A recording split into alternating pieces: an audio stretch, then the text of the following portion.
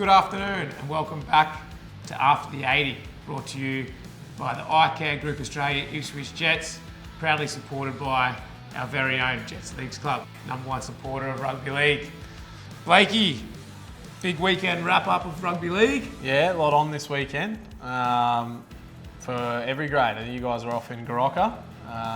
It looked like it was a really exciting trip over there. How'd it go? It was. Before we get into that, we've got quite an announcement to make. You've been missing, you've been absent the last few days. Yeah. You want to run us through what's been going on behind the scenes of what we're running here? Yeah, I welcome me and my wife Sophie, welcomed our beautiful daughter into the world.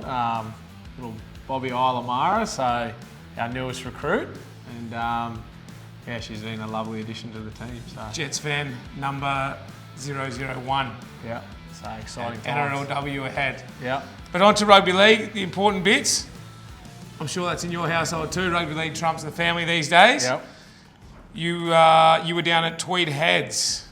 Yeah, I tuned in from afar, but our 4 teams went down to Tweed Heads. There were some good performances across the day. Probably didn't get the results that we wanted, but that's footy sometimes. So we'll lick our wounds and gear up for next week.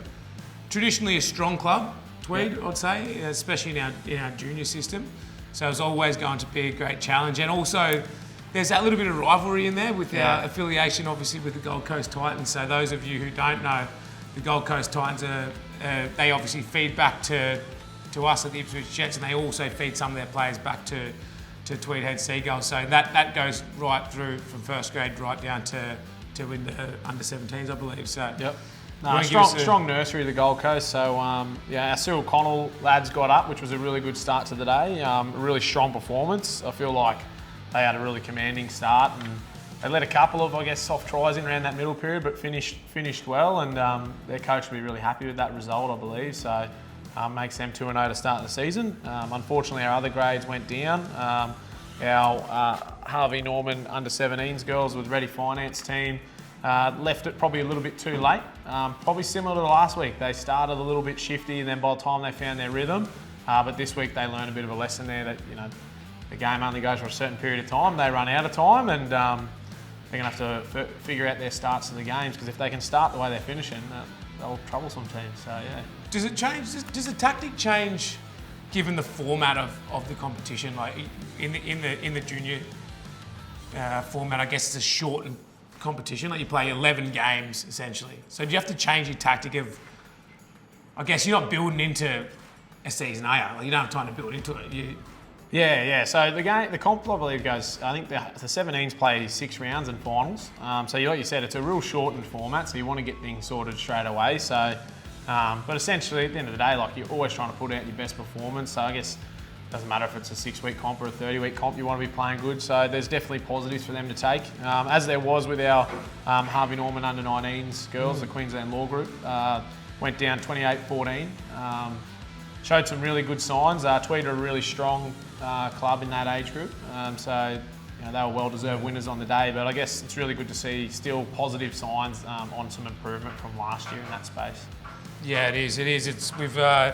We've been re-earthed. I guess we've gone down there last week and we've won all the games and come back with a couple of losses, but a really good opportunity to obviously grow. And the Hostplus Cup boys had the jerseys back on. We were on a road trip up to Papua New Guinea, which was absolutely brilliant, to be honest. We travelled up and played a game up in the Highlands in Goroka, which was an incredible experience for those who hadn't been up there before. If anyone is familiar with Papua New Guinea and rugby league, they are a passionate bunch of. Yeah, what was the best fan sign you saw across the weekend? It wasn't so much the signs. It was just it's so good to see what rugby league does to a community, and I guess it really brings you back to the reason why you play, and you really understand the influence you have as a game, but also as an individual on a community, on a nation, essentially. So it was really good. It was eye-opening to a lot of guys. We had guys like Bray Newen, who he's only owned a passport for 2 weeks. It was his first time out of the country, so. it was brilliant to see guys like that. I was in a similar boat last year when I went and did the trip with the Hostplus Cup guys, and as you said, it was a massive eye opener just seeing, I guess, how much it meant to the community over there. I think we were in the hotel and we had the kids across the street are doing like the hammer try celebration, and I think that was a really humbling experience. And when we went over, it wasn't that long after the expansion had been announced. I mean, going over there just recently, and they're coming into the comp in a couple of years' time. What do you think it's going to do over there? You know what? It doesn't matter if the Chiefs are playing, if the Hunters are playing. It's just, if rugby league's on, the country's on, the town's on. They're all there. They'll cheer for the away team, the home team. It doesn't matter. Personally, I think there's going to be some challenges, and I'm sure there's people in much higher pay bracket than myself making those decisions around what the game looks like over there. Yeah. But I'll tell you one thing, they will not be short of fan. No. They will not be short of fan. Enough about PNG, mate. How did we go? I think the score ended up being 34-22. Not that that counts for much in a trial. I guess was any standout performers heading into the start of our competition? It was a really successful trial. I was really happy with it. I know our coaching staff, Ty, was just he was ecstatic about what we got out of it. And I guess trials are a funny one, like you mentioned. The scoreline wasn't the most important part of the day, but the areas what you do want to see is obviously, as you know, it's those competing areas, it's those getting some of your plays on that you've been practicing with a bit of execution, obviously with a really fast-moving defensive line. I don't think you're going to get a more physical challenge than the Commonwealths up there. So, there was standout performers on the day. I saw a really nice try from Brenton Byra there right on the post. Went up for the ball one-handed, brought it down and scored a try. How did he go? Yeah, he was brilliant. He's obviously a quality athlete. Not everyone can pull off tries like that. So that was great to see him do that. But I thought that in other areas, Tyron Ott at number 9. And you know what? He's one of those guys during the pre-season who's been in and out of that role.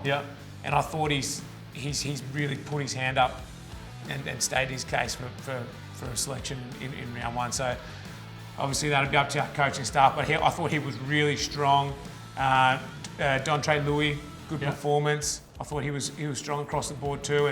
And some of our middle forwards who came on in the second stint, they really changed the momentum of the game. I thought they were excellent. So, what about crowd favourite Alton Nyop? He's junior. He's rocked back up very recently after, I guess, he went down to Manly and tried his luck there. He's found himself home. I know, just looking across Facebook, a lot of the PNG locals are really excited to see him back. And did he show anything while he was over there? He was great. It was great to have around the group. He was a bit of a hometown legend. But there's one thing that I think every person with PNG heritage has, and they've got no handbrake, that's for sure. He was carrying off the back fence, and like he was good.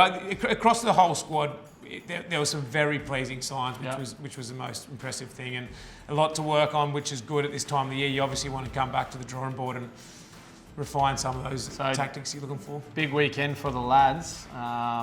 The coach going to give you any time off, and what's it look like now heading into round 1? Oh, we don't even know what time off is at this place, mate. It just doesn't come around. Just doesn't come around like it used to. So, now I'll tell you, I'll let you into something inside, little secret. I think the big fella Ty is going to give us a Friday afternoon off. So, well, now that's on here, he's probably going to be held accountable to that. Don't worry, he will be held accountable with it. Not only myself, he'll be getting around the playing group. The wives and girlfriends can book the trip away. No, it was a really good show, mate. It puts us in a good stead. Obviously, moving into round 1, we've got the Blackhawks at Goodna. It's our first game of the season, and it's at home for us. It's a new home ground. There's plenty of excitement around the community, around the club.